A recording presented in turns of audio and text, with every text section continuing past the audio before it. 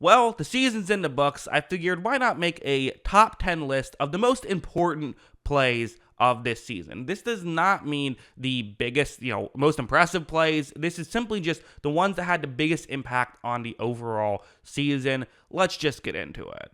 Number 10, this one, the pick six in the wild card game. Darnell Savage's pick six against Dak Prescott. This made it a 27-0 football game at that point, and really kind of put the nail in the coffin of the Cowboys a little bit. While the Cowboys did score some more in the second half, it was not enough. It was one of the more shocking upsets of the season, and for it to happen in such dramatic fashion, this was definitely a huge play, and so I felt like I had to make the list, albeit lower on the list. This next play was a huge one, though. So it's a 3rd and 14. The Rams, just outside of field goal range, nearly get the completion to Puka Nacua, which would have gotten them inside field goal range, where they could have maybe ran out the clock, gone up as they were down just 1 point and potentially won that football game and kept things alive. And maybe we say, well, Lions didn't win the Super Bowl anyway, who cares? But what happens if the Rams play Tampa Bay, who they've historically kind of dominated over the past few years, and win that game, and then they go to play the 49ers, which is a divisional matchup? Who the hell knows who wins in that scenario? So this was a huge play.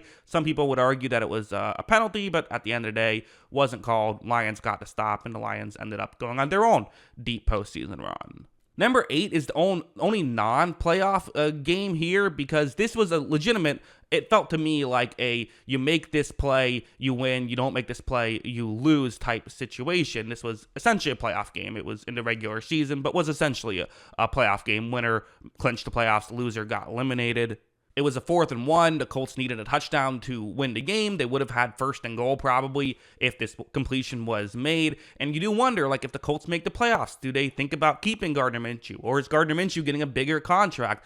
Do the Colts beat the Browns? And now are we talking about them as real contenders for this next season? And what happens there? Do we look at the Texans as kind of a disappointment for not making the playoffs and maybe don't get as hyped up about them because they won a playoff game? I don't know, but it was definitely a huge play. So that's the next one on this list. That was number 8. Let's go to number 7. Here it is, the Tampa Bay, last play for them as Derek Barnes gets the interception to clinch the victory for the Lions. It was an 8-point game. Tampa Bay had a chance to march down the field and try to force overtime, but Barnes took that chance away from them. Really good defensive play, and also sending the Lions to the conference championship game. I mean, how cool is that for if you're a Lions fan? So yeah, that was definitely a huge one. And number 6, kind of similar. It's divisional round NFC. This is going to be Dre Greenlaw getting the interception against Jordan Love. The Packers only needed a field goal to tie the game. They were getting close to it, and you do have to wonder if this play doesn't happen, and if the Packers, can get the ball driven down the field, would they have had a chance to maybe get a touchdown, win it right there? Do they get to the conference championship game against Detroit, who they beat before? Do the Packers go to the Super Bowl against Kansas City, who they also beat before this season? Well, didn't matter because Dre Greenlaw was able to make this play and win the game for them. Number 5, a Super Bowl play. I mean, what an important play. The botched punt here. You got to bring up the botched punt in this video, as it really felt like all game the Chiefs just could not get any offense going. And this play completely woke up the Kansas City Chiefs offense. I don't know if they just happened to start playing better after this, but they get that immediate touchdown. And then, they didn't get another touchdown until overtime. They consistently were getting field goal drives after that. But this was a huge swing. I mean, it almost essentially put 7 points on the board for the Kansas City Chiefs in a game they won in overtime in the Super Bowl. Definitely a huge one. This one, another miscue against the Chiefs, the missed field goal against Buffalo. Listen, let's be honest. What probably happens if this field goal goes in? What probably happens if the Chiefs, with 1:45 left, 2 timeouts, are able to march down the field, get a field goal of their own, and win the game? That's what we assume would have happened, especially given how they were playing. But you never know, right? All it would have taken was one mistake for Kansas City, and Buffalo could have won this game and kind of finally slayed their dragon. And then you get the Bills-Ravens in the conference championship game. One of those teams would have a chance to go to the Super Bowl. Do the 49ers win the Super Bowl in that scenario? Do the Ravens win the Super Bowl in this scenario? Do the Bills win the Super Bowl in that scenario? Well, doesn't matter because this field goal was missed, and that was all she wrote. Number 3, the L'Jarius Sneed fumble. I made a whole video breaking down this play recently, but I mean, this was a huge one. The Ravens, it's early in the 4th quarter. They're down 10 points. L'Jarius Sneed forcing the fumble on Zay Flowers. I mean, if this play doesn't happen, I'm not going to sit here and say that the Baltimore Ravens for sure win this game, because I don't know. But it would have been a 3-point game, at the start of the fourth quarter. It's essentially just a complete ball game at this point. It's a very close game, and given the way that Ravens defense was playing, you wouldn't have felt comfortable if you were a Kansas City Chiefs fan. But L'Jarius Sneed, who also, this was just an incredible play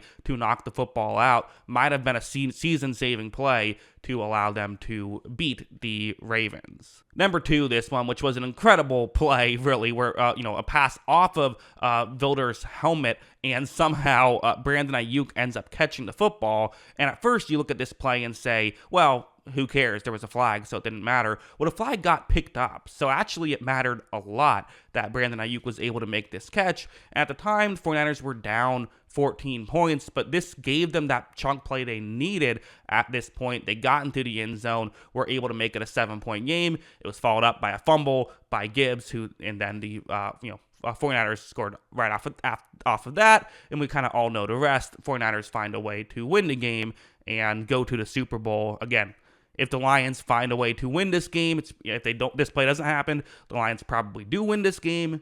And again, they beat Kansas City in the regular season. Now, granted, a lot of teams have beaten Kansas City in the regular season. It's a different animal trying to beat them in the Super Bowl, but the Lions really had their opportunity. And you could argue the Gibbs one should have been to pick here, but I wanted to get a play from that incredible sequence, so I went with this one. So yeah, that's number 2 on the list. But number 1, you probably know what it is, right? How could it not be this? A game-winning touchdown pass to win the Super Bowl. The only time in football history this has happened. A touchdown pass to walk off the Super Bowl. The Patriots won in overtime, but that was a run. So incredible job by Patrick Mahomes and by all these guys. But what a huge play. This is one that we're going to talk about for decades to come, for centuries from now. If we're all still alive and watching football, this will be something that we will talk about, as what an unbelievable moment and what an unbelievable game. So yeah, this has to be number 1 on the biggest plays of the 2023 season. And yes, it's a 2023 season. I know some of it is in 2024, but it's the 2023 season. But yeah, those are my picks. Let me know in the comments below, what did I leave out? What's one that would have been on your list? And which one maybe did you think I put on the list that doesn't belong there? Let me know in the comments below. Always love hearing from you. And of course, as always, thanks for watching.